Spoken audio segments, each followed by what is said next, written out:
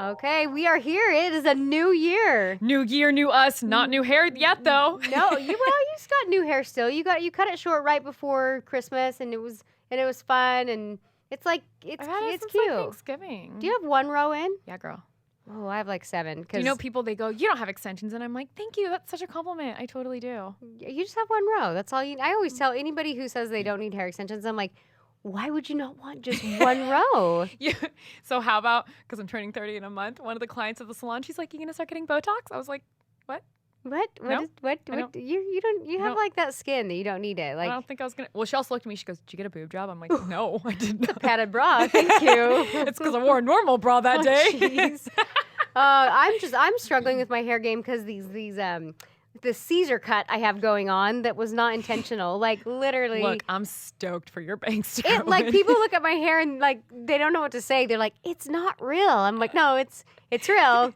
I just have a whole set of bangs coming in underneath. Have you seen those videos where girls are like, I'm gonna cut my own bangs, and then they pull their hair forward and hold it really tight, and then cut it right there, and it goes kink. I'm not even there. I would be happy to be there. My bangs are literally like 1.5 inches long, and I'm like, which way should I comb over them to tuck them? So basically, I had a massive amount of postpartum hair loss this time, and I don't remember being this bad with my last 2 kids, but man, I'm like, there was a minute where I was like, oh, you can see my scalp. And I was so grateful for hair extensions in that moment. Like, I can't even tell you, like, before I'd be like, my hair's not that bad. I could probably do one row like Ani. But now I'm like, no. I'm gonna need my 2.5. I need these extensions. So that's where I'm at with my hair. But, I'm just in recovery mode. I'm grateful to have hair still to have hair sewn onto it. But you know what? It's growing back really thick. It Like, does looks look thick. good. Yeah, it does look thick, which makes it more obvious that I have a Caesar cut. It's like literally, I can't even, like when I'm blow drying my hair, I have a hard time not laughing. I'm like, I have just like this little set of. You have a mini bowl cut. I have.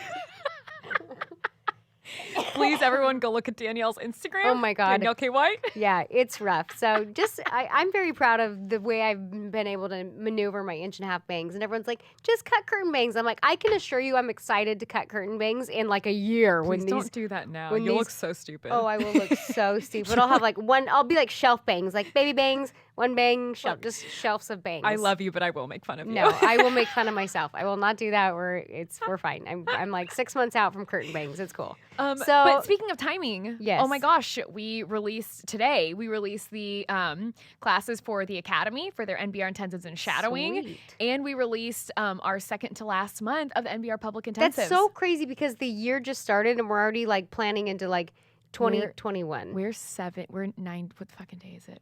By the time they hear this, we're like 12 days in, 2 weeks Yeah. in. It's like 9 days in right now. Right. It blows my mind. I was sitting there last night, like double checking basically everything, like sweating profusely, making sure everything went good.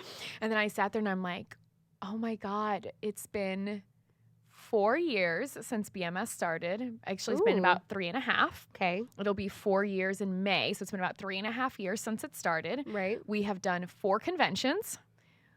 We have done, I think, 20 BMS intensives. Right. And we are now in just a few days. By the time you guys hear this, the first ever national NBR intensive will be done. Woo! Done. That's exciting. I feel like it's just crazy to see, even for me. I mean, everybody's like talking about like, oh, it's a new decade. And even though like a decade like sounds really big, it goes by so fast.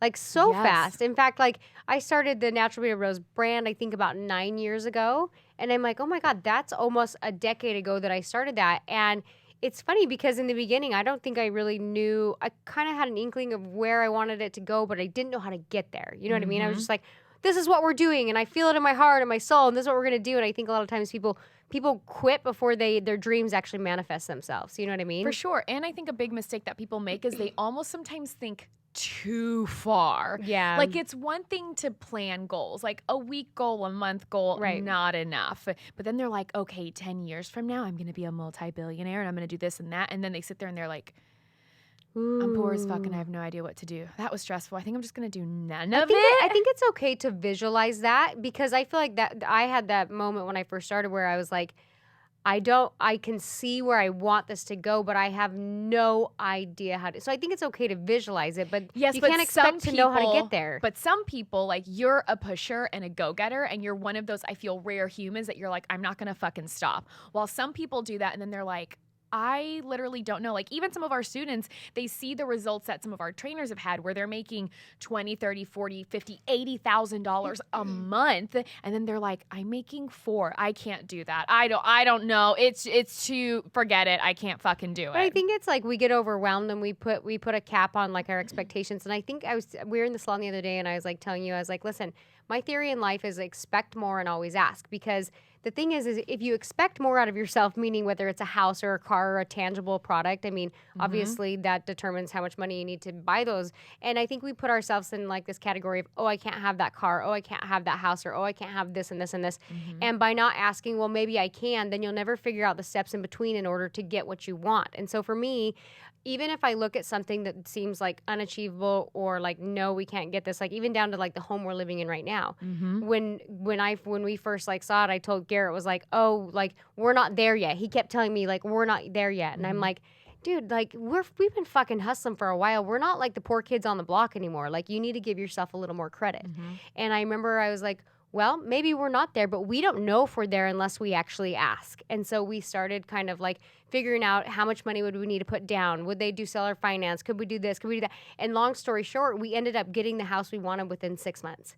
Like 6 months, he was like, ooh, okay, I need this much cash here. I need this much cash here. And it like happened. And I was like, holy shit, can you imagine if we said, we're not there yet? And how many times do people say, I'm not there yet. I'm not there yet. Oh, that's a 10-year goal. Oh, that's this year goal. I'm not there yet. And if you constantly put a cap on what you think, where you think you're at, then you're right. You're not going to get there. And if you do, you're going to get there a lot slower than what you think. I feel like even now, just speaking to, well, where I am at now personally, because 10 years ago, I was 19. That's cute. I was 19 10 years ago as a fucking teenager. And I had 2 kids. I just got my cosmetology license. Actually, no, I only had 1 kid. Sorry. Yeah, no, I just got licensed Cute. in September. So I'd only been licensed for a few months 10 years ago. So even to think like... But even like thinking of doing hair for 10 years, that's a minute. Oh, dude, Yeah. I remember when I had been in for like 5 years. You're and like... I'm like Because you're not like a rookie anymore. no, you're not. In a decade, it's like, bro, I've been at this for 10 you're like, years. Yeah, I've been doing this. It's cool. Yeah. But even now looking back, because I started inside of BMS in 2016, going from there to here, you know, this was always the place where I'd wanted to be. And to think that I did that in a year, right? Like that to me looked like a 2, 3, 4 year goal that I shoved into remember one. You even said, you're like, I was sitting on the beach and I saw me on the stage. I saw me doing this. And you were like, I didn't know how I was going to get there, but I knew I needed to go.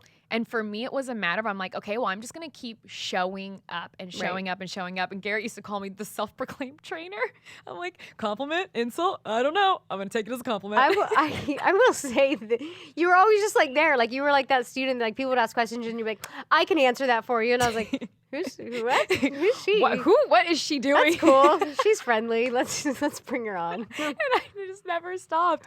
But I think you're right that you have to dream big, but then also you have to kind of figure out steps to get there. But right. I really think, like one of my friends, he's an entrepreneur, he works for himself, and I think he finds himself almost lost because he's so good at what he does. But then he's like, but where am I going with this? Like, what's the big goal? What's like the ultimate outcome that I'm aiming for? And I feel if you're just like, I don't know, I'm just gonna like keep doing some cool stuff and like awesome things and cool projects, then eventually you're like, am I working towards anything, or am I just like kind of like you say, like on the hamster wheel, like spinning my wheels, just doing some cool shit? I would sometimes. say I've always had that entrepreneurial like mindset. Like my parents, both my parents, they didn't go to college. They were both entrepreneurs, very successful, and I think that my mind just kind of worked that way. Like I've always been very goal oriented and thinking like, well, I want this, so how do I get there? You know what I mean? And I liked what you said earlier, how you're like, well, for me, I work backwards. I like to visualize the end goal and then kind of map out the steps I need to get there. And I think that that's so important to do because you saw the vision, but instead of getting overwhelmed with the steps in between, you took a step back and you're like, okay, I have to do X, Y, and Z in order to get this. And I think sometimes the steps in between are hard or they're painful or we don't want to look at those. So we just continue to sit in la la land and create a fucking vision board and say, this is where I want to be. But if you don't actually figure out how to get there, then it's just a scrapbook paper that you did when you were like 6 years old. Look, I'm gonna be that bitch. I fucking hate vision boards. I know we've They talked about annoy this. the Yeah, shit they out of annoy me. the I shit don't out know of me. why. They're ugly. They're cluttery. It looks Where like do a you hodgepodge. put it? You cut out a picture of an Aventador. Nobody gives a fuck. Like, stop it. Can I tell them my vision and like how I worked backwards? Yeah. So one of the really big things, so this is obviously a very like and I only say this not to like pat myself on the back or like jerk myself off like we're so great, but this is yeah, I did just say that. You can't say that. Yes, I can. Don't you dare edit that out. You leave that shit in. It is. This isn't like some jerk off session where it's like, look how great we are. This is a legitimate you are the business owner, you are the creator. I'm like literally your right hand. We're involved in everything that happens.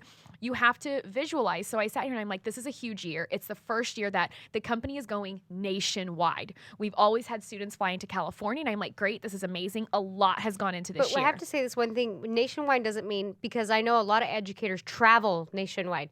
I'm not traveling anywhere. I'm still doing my classes inside of Laguna Beach. And this is why I feel so proud about like what you're sharing, is because I feel like people get in the rat race of like, oh, I got to educate, so I got to travel, and I got to go to New York, and then Mexico, and then Florida, and then this. Yes, and I have 3 kids, and I'm like, no. And that's one thing that I've always taken a stand for in my business is I'm like, no, I will not travel. I will figure out how to make my business work without me having to put on that kind of hustle. And that's why it's so exciting, because over the last year, we've trained trainers, and now other trainers are training nationwide, and we can just sit back and be like, you guys you're doing great. Yeah. You're doing amazing. And that was one of my big things that I'm like, no, I am going to these classes. Like, I want to make sure the standard is being upheld. I want to make sure it's being trained right. I want to make sure nothing goes sideways. And that's something like I wanted to do. And so then I was sitting here, a couple months ago, and I'm like, okay, well, in my mind, I'm like, 2020 is over. We already crushed it. Like, we nailed it. The classes were great. Everybody loved it. The trainers did it. Well, what the hell do we do in 2021? I don't want to do the same thing for another year. Do you remember this time last year is when we started planning, though, for this year? Yes, we're always 2 years ahead. Yeah. So I sat there and I'm like, it's January 2021. What already happened? We crushed the classes. We did amazing. The salon's doing great. These are the people on the team. I'm like, well, then what do we do next? And I'm like, I want to go international. I want the next convention, BMS Con 6. I want that to be international, and I want it to be in London. I knew it. I knew you were going to say London. Yes, and I will say, because everyone's going to be like, Ani just wants to go do Harry Potter shit. I do all the Harry Potter shit I want anyway. The reason is it's a major hub. It's very easy to fly into. It's kind of central of everyone can make it to London within a few hours. You can take a train from Paris to London in like 3 hours. Right. Like, it's so easy, and it's so big for hair. It's huge for hair, It's huge for hair. So then I sat there and I'm like, what does this look like? I'm like, okay, well, it's me and Danielle. We're leading this shit. Amazing. Okay, who do we have with us? We have Candace, Carlos, and Amanda. Amanda is the next you. She's like all in for NBR. Candace is the next me. She can split her time half and half, NBR, BMS. And Carlos is the next Garrett. He's like all business all the time. I'm like, well, wait a minute. If I'm gone, Danielle's gone, Candace, Carlos, and Amanda are gone, who the fuck is doing all the nationwide classes in America? And I was like, the trainers were training right now. and that's when I was like, oh, fuck me. We need more trainers, and I need to spend the next year training them. So I was like, do you remember when you fought me on it for a minute, though? And I was like, we're not going to expand to like a crazy level of like, everybody's a trainer, you're a trainer, you're a trainer, you're a trainer. Like, you want to be a trainer? No, we hand selected a group of people that I saw the most growth in, that had the best aesthetic work, like everything about them I loved. We had them come do like be a platform artist at our last event, so we can really see how they are on stage and that kind of thing. And then from there, it's been invitation only to join our training team. Yes. And so I sat with Danielle and I'm like, we need to have a talk. We gotta bring more people on. And she's like, okay. I'm like, let's do our 4 platform artists. They nailed it. Here's where they need to work on. Here's the things I want to work on them with. I'm already making 3 new manuals, by the way. We'll talk about that later, but that's part of it. So then I sat there and I'm like, okay, if the red hot team, which is us 2 and our current 3 trainers, if we're gone, we need more inside of America running classes. So then I'm like, oh shit, I got to spend all of next year training them. Like, we need to do this. And then I'm like, okay, well, if we're training them, what about our DKW staff? Where do they need to be with their work? Then I talked to like Crystal and I talked to Amanda. And then I was like, but I'm like, these are big plans. These are lofty goals. What does it take money-wise to get there? So then I called our CFO. I'm like, I have a question for you. Let's say, like, this is the plan. Can we do that? He's like, well, yeah. I'm like, great. How big does the event need to be? What does it look like? Can the whole DKW staff go for, like, it's like our event team? He's like, yes, this is what we need to do. This is how it works. Like, I have a plan. But I didn't say, well, first I'm going to talk to the CFO. No. First I said, well, what are we doing? Like, what is the ultimate 2-year goal from now? Where do we want to be in 2021? I'm like, great. If these are the people there, then I literally just started plugging and mixing and matching and just. Well, that's when you can see the whole picture like come into play, and instead of like feeling like you're starting from scratch. So when we say we're planning a year ahead of time, it's because we already know the vision for 2020. Well, really, like, we're 2 years ahead. Yeah, so we already know, and like not even that, we just know the steps that we're going. So I think the hardest thing to do is oftentimes just like start.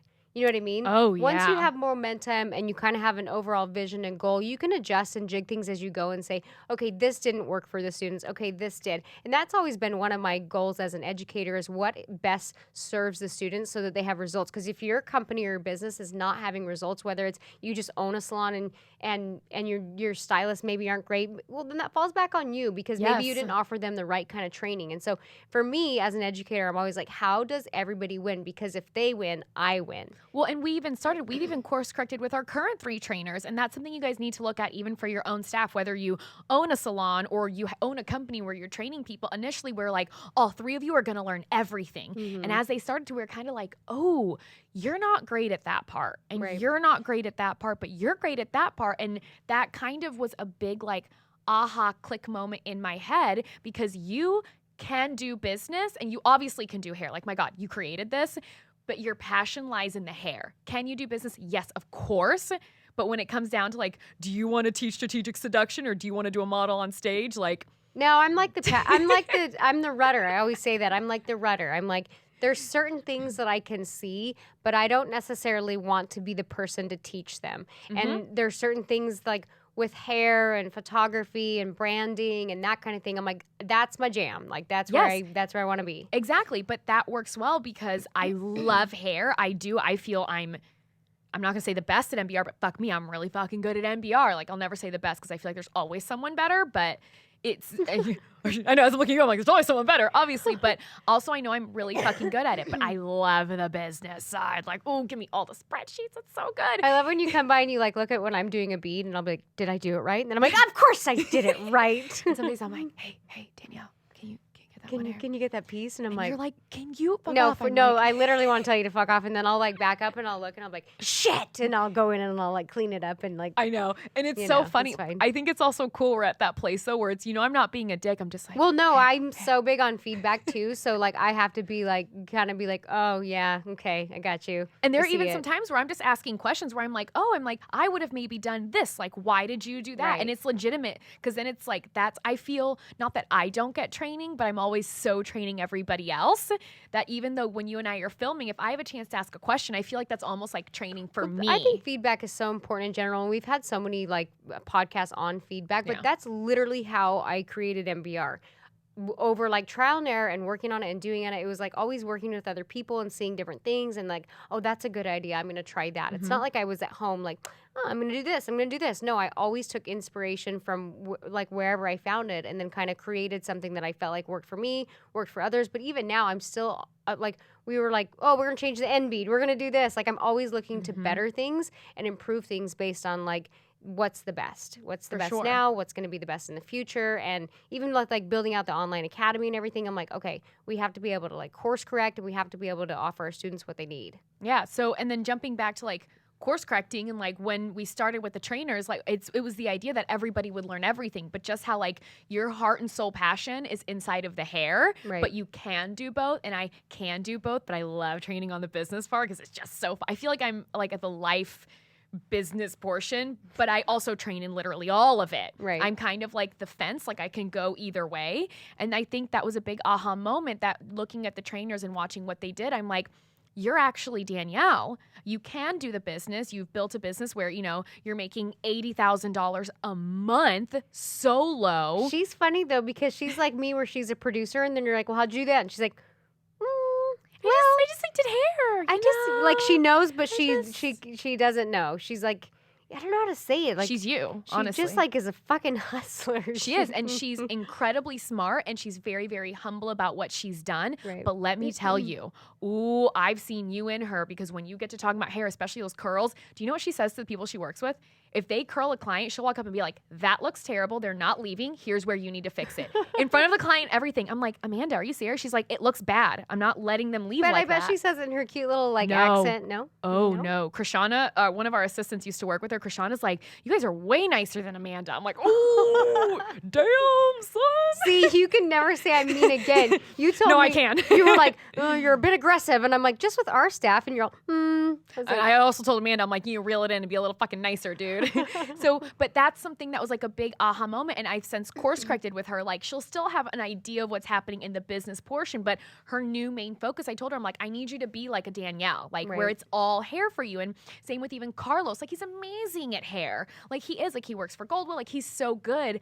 But when you hear him talk about business and numbers, it's like, that's where you should be. So I Right. don't ever think it should be that you start, even if it's an assistant or an employee or a staff member, whatever it is, start them on a path and be like, well, that's the path I put them on. Yeah. Like, that's where we have to stick. Like, well, no, it's Right. not. Like, it can actually It can change anywhere. Yeah. My path has even changed. Like, I've always Right. been on it as a trainer, but recently I went more into like way more the tech side and the emails and the campaigns and creating the academy. Isn't that crazy? Like for me, I'm not like super techie, but I was techie in the beginning of my branding because I was editing my own videos, I was doing my own blogging, I was doing all of that. I was doing my own emails and all that and everything that was going out. And there's a lot of back end technology stuff that's just like, it's like busy work. It's just busy work. And I don't say I found myself being in this place where I'm like, I can do it. And I'd have this element of even being like super proud of that. But long term, I was like, I have no desire to do this. But in figuring out how to do kind of the behind the scenes thing, or even like with our funnels and our websites and things like that, understanding them, now I can give people that I hire better direction. So I think that's super important in your business. Even if you feel like you're doing something where you're like, it's important to do right now, does that mean it's important to do forever? Forever. And that's even, we've kind of had that discussion because we have the NBR preferred artist list, which is like this big, beautiful map of the United States. And we already had it like not partially planned out. Like we had it planned out, but then we wanted to like change things. So we hired someone else on. Right. And Danielle's like, do it. And he's like, and she's like, oh, well, fuck. Yeah, me. I was like, okay, well, here's what this page looks like. Here's what, this is. I need you to plug into this. This needs to go here. This, but if I didn't know, I'd be like, it's so hard to, if you don't know what you want, and you can't just hire a designer or a web designer and be like, here, just figure out how to make me money. Well, he's gonna be like, what do you sell? Look, I had a call with someone who's going to be working on like the back end of things with me. And even then he was like, so what does NBR stand for? And I was like, oh God, I got to backtrack all the way. I'm like, here's what NBR is, but really, and it's like I said, guys, for those of you that own businesses, because I know a lot of our like academy artists do, you do need to think like, to me, planning 1 year in advance almost isn't enough for a business. Right. Like when it's like your own personal goals or when you're, working in a salon. You can do short spurts of goals, but like a business goal is much loftier, Yeah. I feel like. I mean, even think about the fact, we have something called a fact map where you really look at the facts of where you're at today, where you want to be in a year, which is the impossible game. And then you have ones that you fill out quarterly to make sure that you get to that impossible game a year from now. Right. But I feel like I feel like I almost did my 2020 impossible game in 2018 and now I'm already in 2021. And like, that's how, but I feel that gives us a very like consistent run to keep moving. Do you know, I never really had the clarity I have inside of my business until this last year.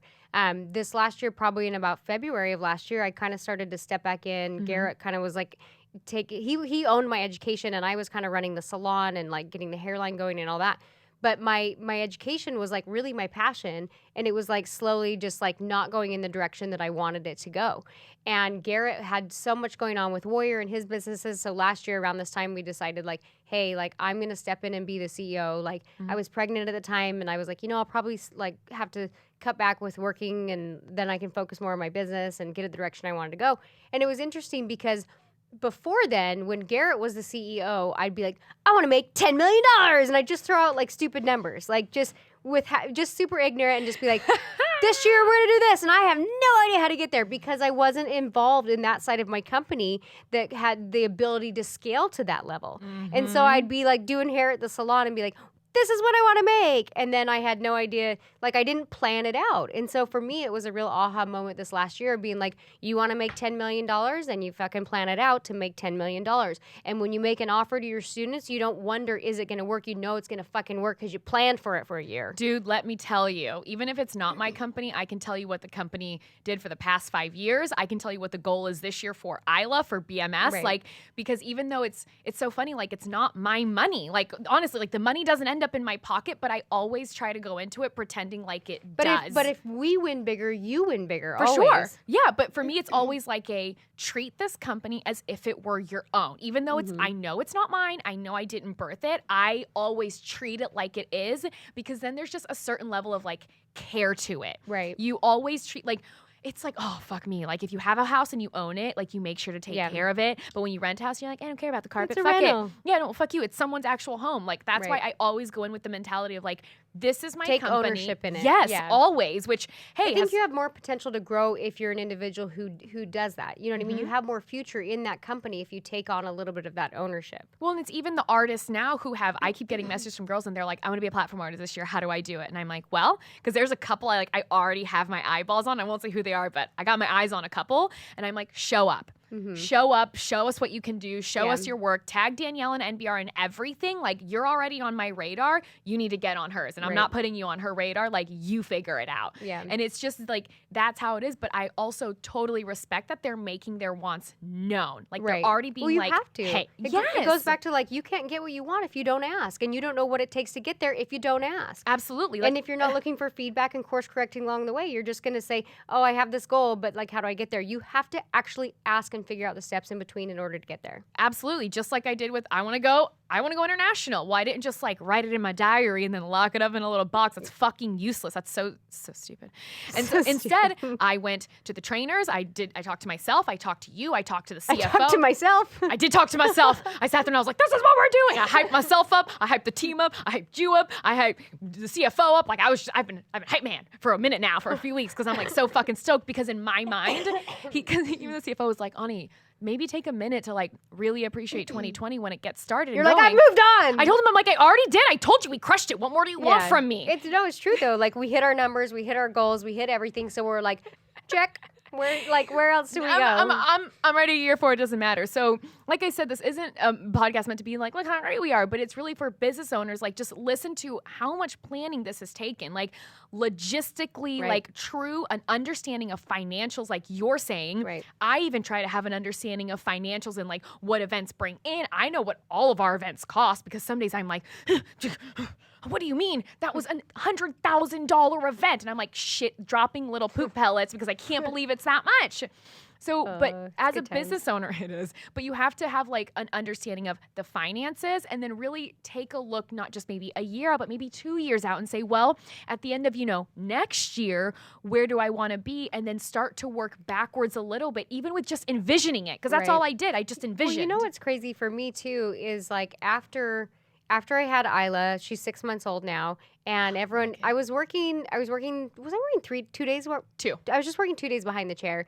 But then after she was born, I was like, I said I was going to take 3 months off. And then because I started getting more involved in like where I felt like I needed to be inside of my company, I was like, I'm not going to go back to work. I am doing hair, but I'm only working on education, because right now that's what I'm focusing on, is just building our education. I feel like my salon is stable. We've got an amazing staff. Such a rad team. Yeah, like the salon is good. And so that was kind of the piece of the puzzle I needed. I needed a really solid salon. And once I felt like I got there, I was like, cool, this is stable. Now let's push this. And it was funny because I'm like, I think a lot of times, especially as artists and as somebody who's like kind of geeks out with the art and the hair and the photos and the marketing and all that, it was hard for me to step up away from that, because I felt like I worked so hard to get good at that. And I built my brand off of being an expert in hair extensions and color. And so it was hard for me like to step back, because I'm like, but that's what I'm good at. Like, I can fucking do it with my eyes closed. You can put me on stage in front of 5,000 people. If I'm doing hair, I'm not nervous.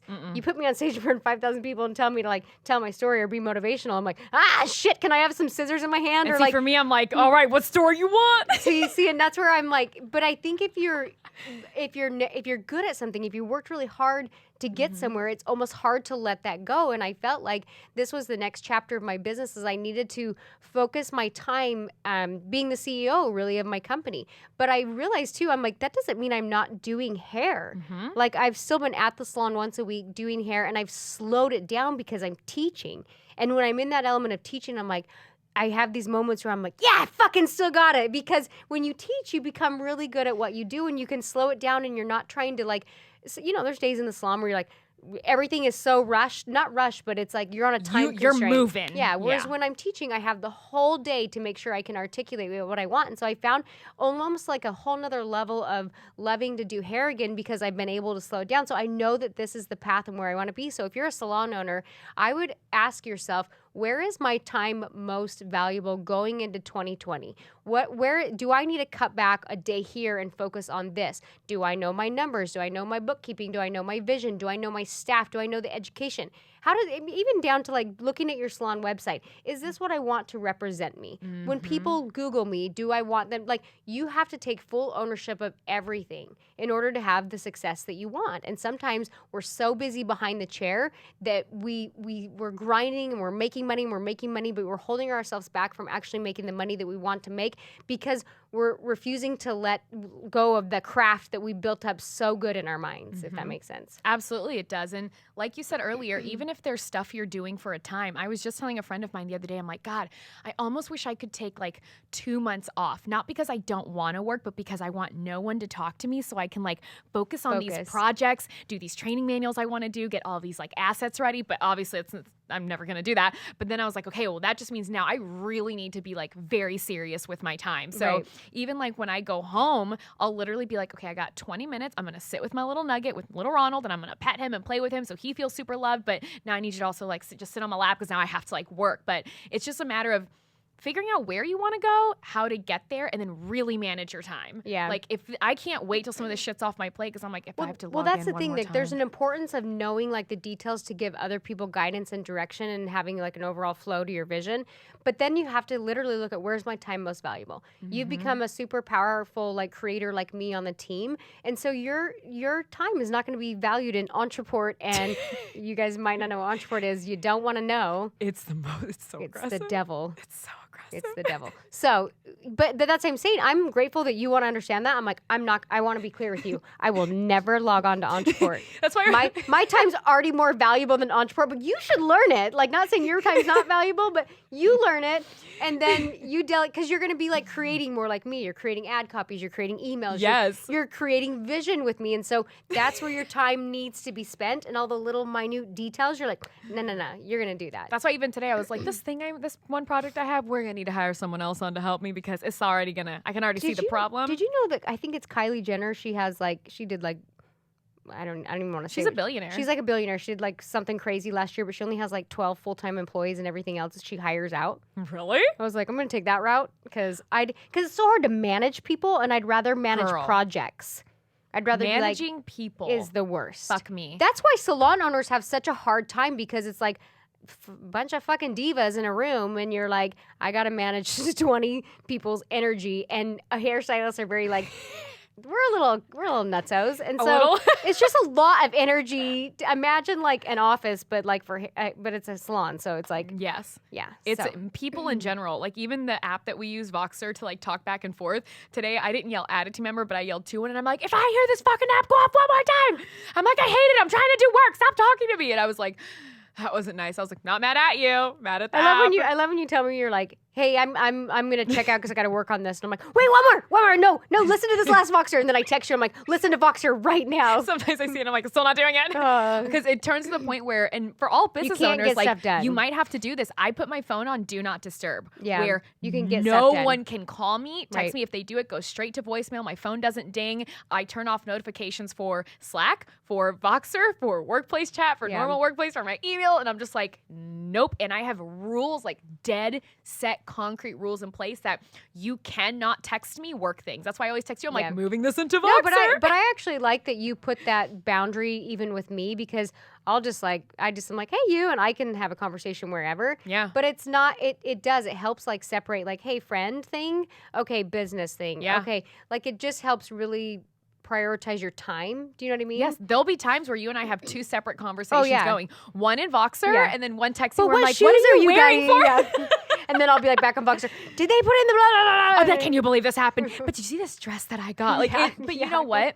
Really, guys, boundaries, man. Yeah. Like, that's for sure. huge. I feel like we could do an entire podcast on boundaries. We should. Let's do next week's episode on boundaries, because even where I'm at in business, I constantly have to be like, "Ooh, you're a friend, but I can't. I gotta toe the line. Nope, or sorry." Like you and your husband, because Allie shit. Scott works with her husband, Michelle Wall works with her husband. Like, It's- two of our girls are like, Carlos works with his husband. That's like, hard. and so I think next time we're really going to talk about. Let's talk about that boundaries. because even just recently, I know we're running over, but I'll just say even recently, Garrett and I, even though I was kind of stepping back into CEO, we were sharing a lot of our team members, meaning like people who create our videos, our websites, our funnels, like all of our marketing assets we were sharing. And it got to this point where Garrett's like, well, they're mine. And I'm like, well, no, they're mine. And like, well, no, I'm paying for them. Well, no, I'm paying for them. And even though we weren't working together anymore, because we were even sharing teams, I was like, I want a divorce, not from you, but from your business. I don't, I feel like I'm being held hostage in my own business. And he came to that Well, same... don't talk about this now. We'll talk about it next time. You're getting excited. So I'm so excited because now I'm like, freedom! and I'm also... And your team is so fucking rad! And I'm also like, game on, motherfucker, let's do this. Now that we're separate, yeah. I'll just say this. He makes fun of me, because we all had a meeting last weekend, and it was myself and the CFO, Garrett, Danielle, and Garrett was basically like, he's like, maybe your goal is to make more money than my company. He's like, we'll fucking see about that. I look at her, she looked at me, and we were both like, and I go, game on. Game on, motherfucker. Let's do this. I'm not saying... He likes it. But, well, and because it pushes him to be like, my wife might actually be out earning me. That's literally what got him to start his business, and I've shared this on a podcast, and I'll share this really quick and we can end, but I remember I was hoarding money. Remember I shared the story? I was hoarding money in a bank account because I didn't know if we were going to stay married and what we were doing.